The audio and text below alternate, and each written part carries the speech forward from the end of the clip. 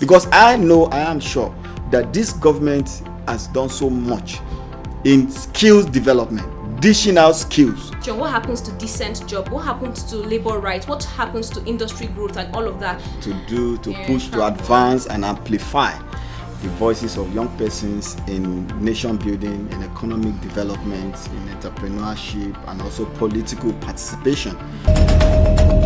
Approximately 70% of Nigeria's population is made up of the youth demography. However, a huge percentage of that percentage happens to be out of job. So today, on the main edition of Frontline, brought to you by Itele Media, we will be uncovering the youth unemployment level in Nigeria and also evaluating the impact of a lot of these government empowerment initiatives to really know whether they are working, because that's a big question here. Are these initiatives really working, and how is it really translating to the unemployment level in Nigeria? Of course, I'm your host, Chioma Otieh, and I'm going to be having a really insightful conversation with the president of the Nigerian Youth in Politics today. I will give him the honors of introducing himself, and then we jump right into the conversation. Trust me, it's going to be a very, very interesting and informative one. You don't want to go anywhere. So, I'm going to allow my guest to introduce himself now. Good morning, sir. Yeah, good morning. It's good to have you here. It's really an honor to have you here. How are you doing? That's fine. It's a pleasure to be here. We are really honored to have you here. So, I'd like you to introduce yourself to our viewers. Yeah, thank you very much. Oyefeso. I'm the president of the Nigerian Youth in Politics. I'm also the convener of the Nigerian Youth Stakeholders Conversation, and also the founder of the Development Initiative. That's a lot. I mean, I think you're wearing so many hats. How's that going for you? How are you able to manage all of that? Yeah, we thank God we are pushing. You know, it's what you're passionate about. So I already tell that, and it's really great to have you here. I can't think of any better person to have this conversation with. And all I hear in all of your introduction is youth. So you do a lot around youth, and that's really the subject of our conversation today, talking about the unemployment level. So I'll start by asking you what you think about the unemployment level in Nigeria. It continues to skyrocket, even though the NBC is giving us some figures that we don't really know how realistic it is. But let me just know from you, what do you think about the current unemployment level in Nigeria? yeah, thank you very much, Ms. Chioma. I think the figure put out by the MPS, the official figure of the unemployment rates in Nigeria. And for me, I don't want to talk more about the unemployment rates. Because I'm a Nigerian, I'm a young person, I'm in the business space, I'm in the social enterprise space. And I can tell you authoritatively that the major challenge is not employment. Because if you check the figure put forward, I think unemployment rates are about 6.something%. The major challenge is underemployment.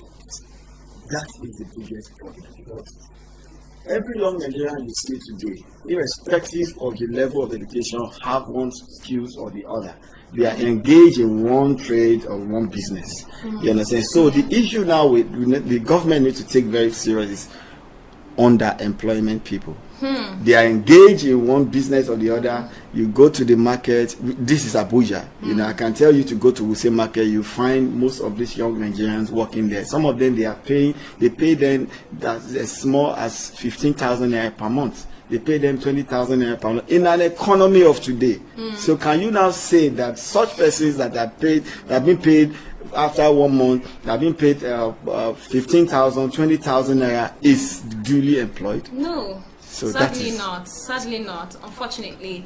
And whether we choose to call it underemployment or we choose to call it unemployment, this has been subject of conversation for over 2 decades now. It's not something new to us. So I'd like to know your opinion on this. Why do you think that, regardless of all of these initiatives, empowerment initiatives and schemes, there hasn't really been any significant change in the unemployment or underemployment level in Nigeria? Yeah, thank you very much, Ms. Chioma. I think we need to give kudos to this administration of President Bola Ahmed Tinubu, and for giving us first a youth minister for the first time in the person of Honorable Olawande Wisdom, who is the Honorable Minister for Youth Development. And if you go, into what the ministry have done since the inception, you realize that this administration has done so much in terms of creating opportunity for young people to be skilled in one field, in one area or the other. You understand? Now, the minister unveiled an initiative last month, I think early this month, this month, and it's called NIA, Nigerian Youth Academy. This is a platform that young people could go in and learn some skills. In fact, the tagline is one youth, two skills. You understand? So you go to the platform, Nigerian Youth Leadership Academy, you'll be able to learn one or two skills. You understand? So yes. The ministry is doing, there are so many programs that are geared towards reducing, empowering the young people within the entrepreneurship space. However, government needs to do more, because the problem that we have is not all about giving them skills. The problem that we have is about financial inclusion. You've successfully, like the Ministry of Communication, Dr. Bosun flagged off 3 million digital economy. You see them, they are training 3 million people. Yes. NITDA is doing digital literacy. Yes. SMEDAM is giving entrepreneurship skill for young people across various local governments and states in Nigeria. Wonderful initiative, good implementation. But the problem is, have we advanced in limiting or reducing the unemployment rate in Nigeria? The answer is no. So everything that the administration has done now and previously can be said to be a drop in an ocean, a drop of water in an ocean. What do I mean by that? That means they need to do more. The challenge within this space remains the same. What is it? Financial inclusion. You have over the administration is targeting 3 million within the digital space, digital skill. What happened after they've gotten the skill? Without no financial instrument. Then the NIA, Nigerian Youth Academy, what happened if you have given them all the skills that they need? The problems still remain if you fail to connect these young people with right financial instrument and mentorship for their businesses. If all these things are not done, we are just wasting our time.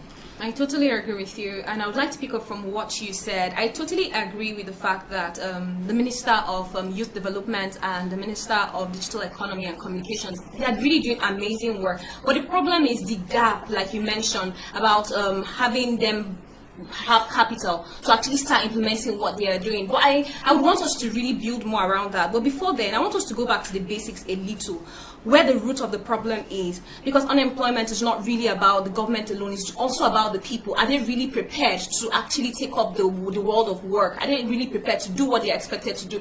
And I want us to go a little into the educational sector. Do you think that there is a role that the educational sector in Nigeria is supposed to equip Nigerian youth with that is omitted, which is the reason why they come out of school and then they are more or less confused and don't know what to do with their lives? Yeah, Ms. Chioma, let me just correct you in your opening, because it would be so unjust of you to say that Nigerian youth are not prepared.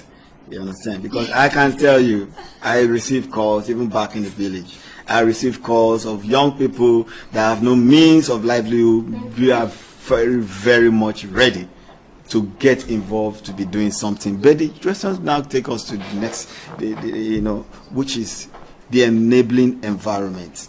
Yeah, that's is there the enabling environment? Now, let me now remind you something that I keep saying it, and I'll still say it on your platform. Government have no business in business. The only business of government in business is to create enabling environment for businesses to support. That takes us to the educational aspect that you talk about. See, Nigerian academic curriculum has not seen much to do when it comes to educating our young people in the tertiary institution entry. All these things, they have been doing it. You still go visit it. You discover, even when you finish your education, you go to NYSC. When you are in camp, you go through entrepreneurship skills. And most of the courses now, they have improvised. They teach. So I don't think the problem is in the educational system. The problem is for government to create enabling environment for businesses to support. So what is the environment that government is supposed to look like? Because if I get what you said that the business of government is to actually create an enabling environment, which I suppose is their only task. But why does it look like it's really not working? Anyways, before we came on here, we were talking about the schemes. We had like you talked about the NDE, we talked about NPower, which are old ones. Now you talked about the NYA and stuff like that. So what is missing really? I know you have kind of given an answer to that, but is there a part of the structure of these initiatives that is being omitted, which is why people go through all of these trainings and afterwards some of them get funding, some of them do not get funding, but it doesn't seem like any change is really being noticed in the grand scheme of things in Nigeria? What's the problem? Yeah, I'll just go back to the challenge, the problem which I feel needs to be done. You see, in creating an enabling environment for entrepreneurship to support, number one, what are the factors of production? One of the factors of production is electricity, power supply. As an entrepreneur today, you know, mind you, the backbone of any economy is the entrepreneurship. You understand? And Nigerian workforce, the workforce of Nigeria is about the informal sector operates about control over 75%. And now, if you go to that sector, now I'm an entrepreneur, I run a business, I provide my power solution for myself. At the end of the day, at the end of the month, I make 1.5 million, and every day I spend roughly 40,000, 20,000 a daily, and at the end of the month, 80% of that money is going to providing electricity. So that is one of the problems. Government must look into the power sector for it to enhance or stimulate the business environment for entrepreneurship to support. That is one. Secondly, is the issue of financial inclusion. You train 3 million people without giving them instrument of starter pack, financial instrument, and you train 1 million people on different skills, and these skills, that without everything, you don't have them to say, okay, this is, they want to start up, are you getting it? They want to, after the training, they want to go into the field. Then you abandon them there and you say you have empowered them. That is not empowerment. You need to create financial inclusion for every young Nigerian that is willing to get 1 or 2 skills and get moving within the entrepreneurship space. Give them financial inclusion, just like what Akinwumi, the outgoing president of African Development Bank, said, that Nigerian youth don't need stipends. They need to be connected to financial instruments. Once you train them, give them capital, and after giving them capital, we need to create an entrepreneurship mentorship hub. Yes. You train them, you give them capital, you don't abandon them. Create a mentorship or business mentorship, or it has to be intentional of government, unless we will just keep rolling in the same circle and you think that we are advancing. So many people paint so many pictures that we are good, we are advancing. My brother, is a lie. We are not. We need to do things differently for us to achieve different results. I agree with you. Aside from even the mentorship hub, I think that there should be a structure, a system for monitoring and evaluation to ensure that these people are actually doing what they are being funded to do. I totally agree with you on that. So moving on, I think we've talked a lot about the government, and I think that the unemployment problem in Nigeria is not a problem for only the government to bring solutions to. So I want us to speak a little about the public-private partnership. Where do you think that is meant to come in, and how much impact is that supposed to actually bring to the table when we talk about unemployment in Nigeria? Yeah, thank you very much. The public sector, the private sector, the public sector is the government, and they are doing their best. We need to give kudos to this administration, in as much as we are aware that it's still a drop of water in an ocean. Now let's talk about the responsibility of the private sector partnering with the government. You see, we need more individuals. We need more of the bourgeois. We need more of the rich and wealthy captains of the industry to see this as a challenge. You understand? So we call on them to join hands with the government. Government is doing their bits. Private sector individual must do their bit, because it's not a one cap fits all. So it's an all-inclusive approach for us to solve the problem of unemployment in Nigeria. Okay, I think it has to be a unanimous task and everybody has to be involved because it affects all of us one way or the other.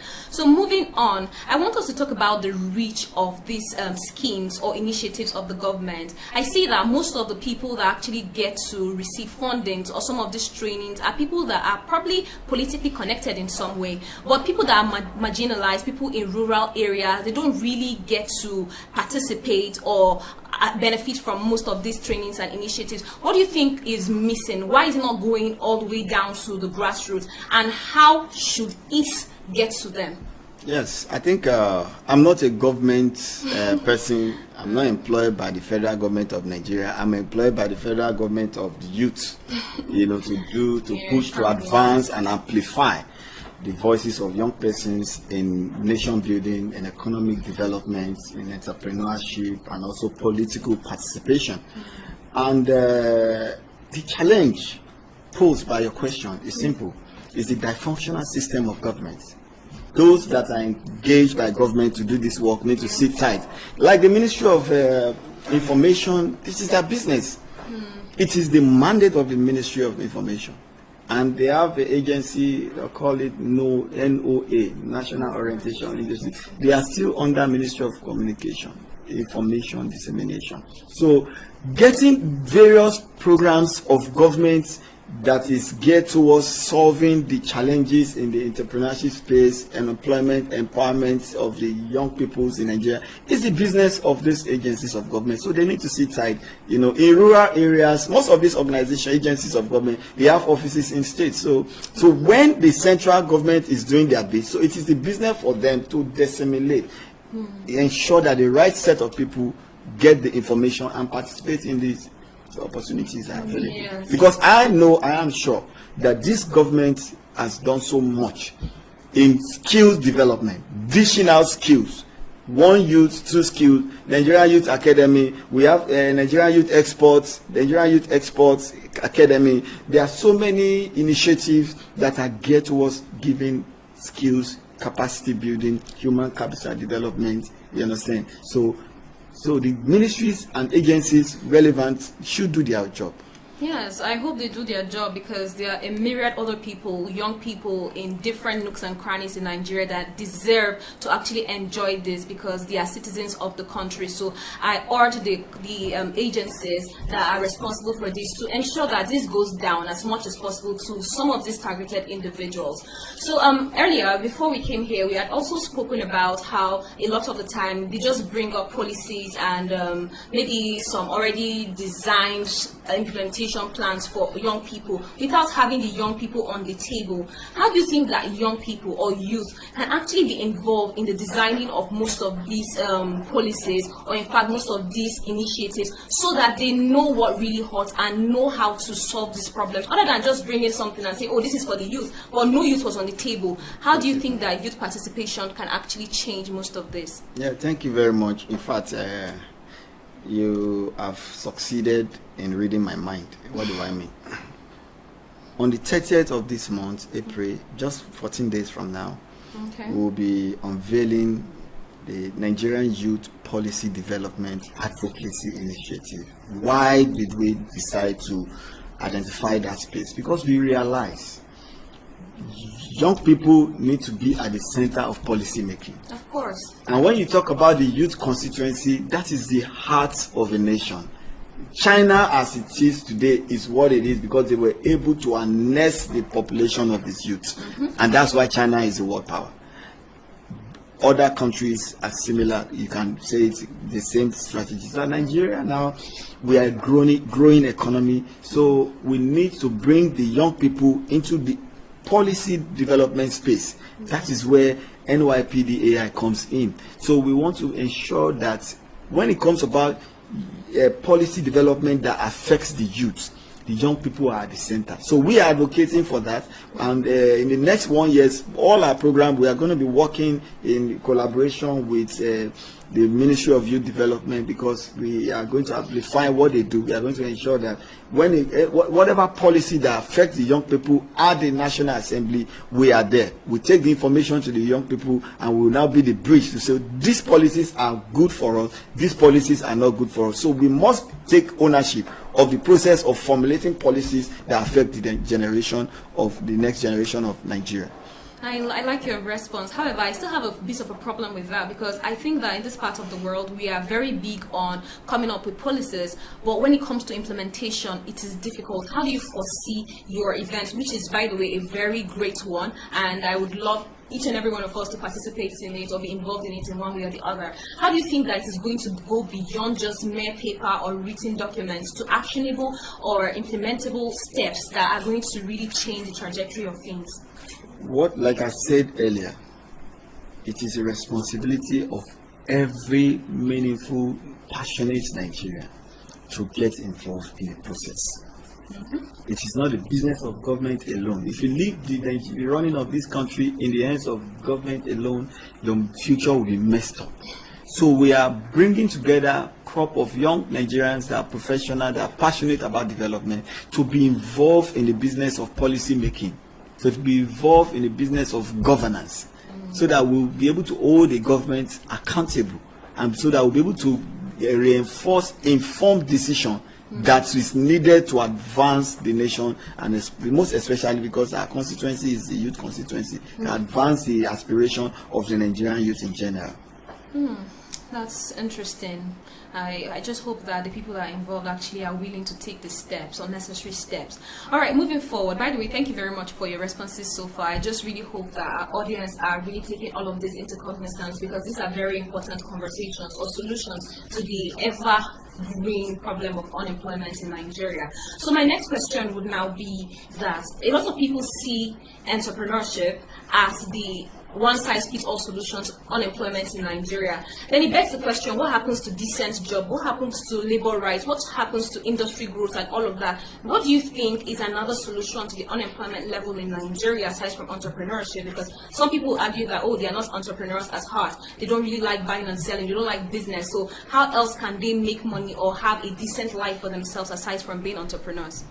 Last week, I was at a discussion with the executive director of business development of Nexim Bank. Okay. And we talk about economic development. We talk about the current situation that we find ourselves as a nation. You understand? So you cannot talk about solving unemployment, you cannot talk about solving economic problem without the young people having passion to be co-ownership of the development stride of Nigeria. Every young Nigerians must see production, must see themselves as a contributor to the country that we want. Now, why do I have to bring this in? You understand? You look at the purchasing power of Naira, you look at the trade balance, the problem that the current economic crisis that we find ourselves in is as a result of unproductiveness of Nigeria. Nigerians are not productive. Nigerians are consuming citizens. We are one of the largest consumers in the whole world. Go and check the balance sheet of Nigeria. So why do I bring this in? Because like Dr. Stella Okotieh, she's passionate young Nigerian like you, and she's doing great in Nexim Bank. And she opened my eyes to see that what happened if we have 1 million Nigerians that wants to be part of development of Nigeria, going into exportation, going into processing of various products locally produced. They will give you the financial instrument to export it. Nigeria will be the country that we want. So you cannot, as a young person, say you will not be part of the problem, part of the solution of this nation. So it is our responsibility within our space. Even though the government is doing little, the young people should be able to come in passionately with the intention to save the country from collapse. I really align with you on that, and just the same way Dr. Stella opened your eyes, I think you've opened my eyes to see that we have to actually be drivers of change, or we have to find ways to produce, to bring solutions to the problems. And we're gradually coming to the end of this conversation. I would like to just really understand what you think about the subject of the skills acquisition programs that we have in Nigeria. I think a lot of the time we have different skills acquisition. There's informal trainings like tailoring, there's welding, there's just a lot. Recently, we've seen that the Minister of Digital Economy and Communications, Dr. Boson Tijani, has been doing a lot around AI literacy and stuff like that, which is very future forward. Are there specific other areas that you think that we as Nigerians should be looking into that has a huge potential, or potential to actually cause for a very huge leap in our economic development? Is there any sector that you'd like us to look into aside from some of these ones that have been highlighted or been trained on in the past? For me, as a person, based on what I do and with my recent information that I get, I think every Nigerian should just have a passion for production, export production. If 1 million Nigerians should go into export production, we won't have problem with dollarization, dollar scarcity. You understand? And also, to answer your question really is, the government needs to do a holistic need assessment of the space. Yes. Without a comprehensive need assessment, you understand, we won't be able to know where we are going to. So a need assessment of the entrepreneurship, youth employment space of Nigeria needs to be done by the government. That will reinforce the decision of what needs to be done, what next step to be done in advancing the nation's economic. Yeah, I can't agree any less. And I think that in doing that, a lot of youth should be involved, because there and only then would they know what the real problems are. I wanted to just piggyback to something you had said earlier, which you corrected me on, but I still slightly disagree, because I've had conversations with HR experts, and they say things like, oh, they interview certain people, they'll tell you that they have certain skills, but when it comes to practice, they do not really have this. Do you think that another reason why there is a huge unemployment level in Nigeria is because some Nigerian youths, now I'm picking my words very carefully, some Nigerian youths are ill-equipped for the world of work? I wouldn't agree with you totally on that. Why is that? Yeah, because if you go to the workspace, the human resource space, if you put unemployment out, I was saying something to you there. Earlier, yes. Put an opportunity out that you need 10,000 employers. Put all your skills, put all your recommendations, all the technical requirements. Yes. Open your website. Don't forget, you have to add the remuneration, the packages that come with it. I can bet my money that website will crash in less than 24 hours. What does it mean? Nigerian youth are one of the most resource youths globally. You understand? So I don't believe that Nigerians are not they don't have the right skills to function perfectly within the workspace. No, they do. I'm telling you this thing I'm telling you is from my experience. An average Nigerians that you take, there's what we call local intelligence. You understand? Okay. Take an average Nigerian that have never got an exposure here, take him to Finland. Within the next 5 years, you will be amazed the success that this person will achieve. What does it mean? But our problem is not it's not human capital. Yes, one of our problems is not the inability of young people to be skilled or they're skillful, but the problem is giving them the environment to spur.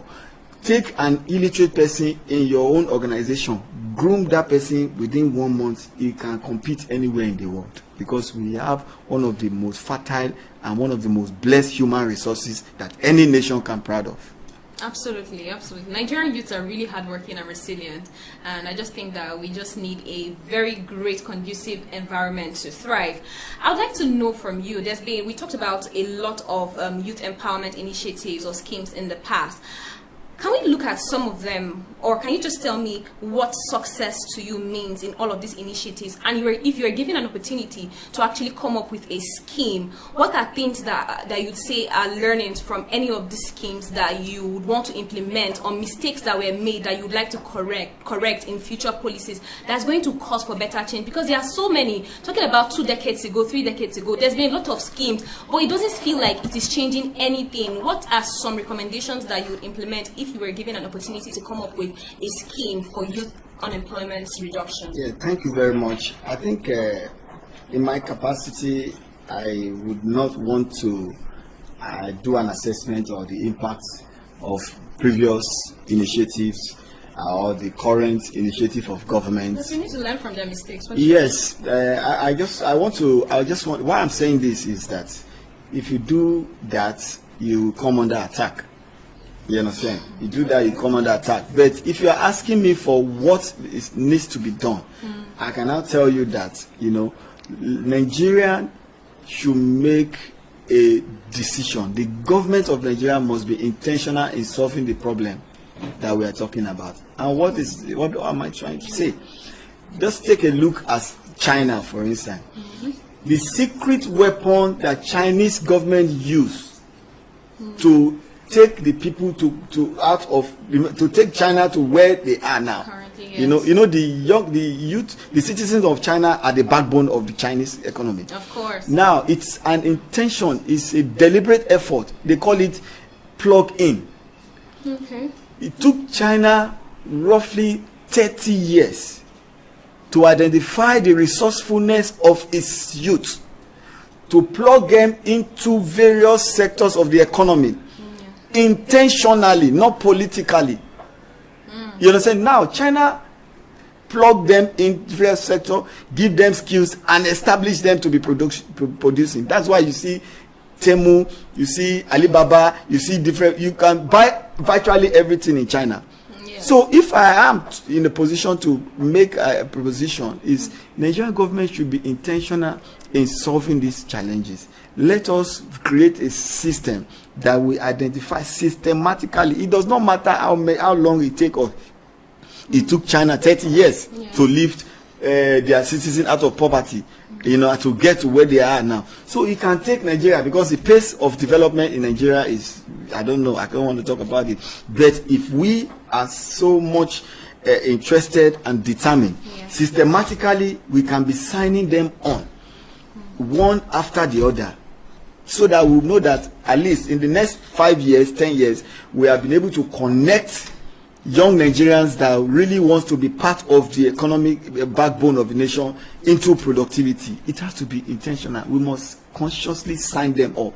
Forget about political, social freebies that we are doing. All these things can never solve the problem of Nigeria. So we must sign them on. We must give them everything, nurture them to grow, and ensure that they are consistently being monitored to ensure that they are functioning properly within the various macroeconomic space that they function.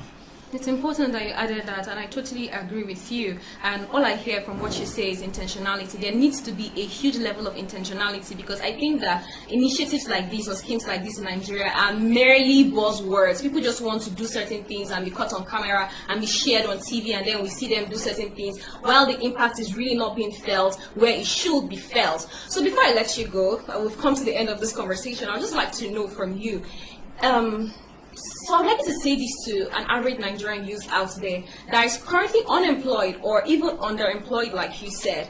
What should they be doing to themselves to become better members of the society? What should they be looking into, aside from bettering themselves? What should they be looking into to make production easy for themselves? And if you were, I've already asked you this question again, but if you were to actually come up with a scheme, what are 3 priorities for you, things that you would want to include that would be different and is going to be very beneficial to an average Nigerian? That's like a lot of questions in one, but I just hope you got my questions. Yeah, I think let me start from the last one. We have been doing it, we have been doing our best at Nigerian Youth in Politics as an organization. We have been engaging young people to be nation builder, to engage them to be part of the development of nation Nigeria. We have different programs that is channels towards mentorship, development, and empowerment. We have carry out so many programs and activities that has connected young people into opportunity. We create a platform for young people to connect with various agencies of government, various experts in the industry, and that is one of the success stories that we are so proud of. And if you ask me what advice I have for the young people, yes, I can just tell them not to give up, because Rome was not built in a day. I'm a product of self-development. I develop myself. So you must be intentional about the future. What image of yourself have you seen? Discover yourself. Align with your purpose. And your purpose and your passion must be well understood. So if you understand your purpose, if you understand your passion, it becomes easier for you to now know what skill sets you need to have. You are here today, you are interviewing me. I'm a journalist by training. Unlike my brother that read economics, that is now a seasoned economist, and doctors and legal luminaries. I read journalism in school, and I took it further, skill myself in what I want to do, and that now takes me to understand what passion I have, and that is the business I'm doing now. I'm a social entrepreneur, so I invest so much in my skills, I invest so much in brushing up myself, I invest so much in learning so many skills, you understand, engage in the right atmosphere, spend less of your time in social media sensationalism. You understand? It only wastes your time. Yes, I do I'm always online, but whenever I'm online, I research, because I know what I'm doing, where I'm going. I know the focus I've set for myself. So I put it back to the Nigerian young people. I see some of now you look at the Minister of Youth Development, some of them, the other day, they say, I want to be like you. How can you be like him? Do you know what investment he has put in himself? You think the government just came to pick him from nowhere? No. So if you want to be anything great in life, you must invest in yourself. Don't let your current situation, don't let your current predicament subject you from achieving destiny. I'm a product of that, and I will tell you, it pays to be focused and be determined in whatever you do. These are really amazing words of advice, and I really hope that it gets home in our heads as Nigerian youth. I mean, it's not easy. The climb around here is not even the best to actually get things done, but I know that every day we continue to drive closer to our dreams and goals. And there you have it, ladies and gentlemen. It's been a really interesting conversation, I must say, with the president of the Nigerian Youth in Politics. I really enjoyed every bit of it, and unemployment is not something that can be talked about in one day, or it's not something that has a solution already designed somewhere. So every day we talk about these, and we hope that people that matter, or people that are supposed to actually cause this to actually come to reality, do their bit. I hope you enjoyed this conversation, and I really hope that you like this video at the end of it. If you do like it, share this video, turn on all notifications, subscribe to this channel if you haven't, so that you get to see more and more of this type of content. Again, my name is Chioma Otieh, and it's been great having this conversation with you. Thank you very much, sir, for being here. It's a pleasure, always. All right then, so that's it for today. Until next time, do stay informed and continue to learn and develop yourself, like he said. That'll be it for today. Thank you, and bye for now.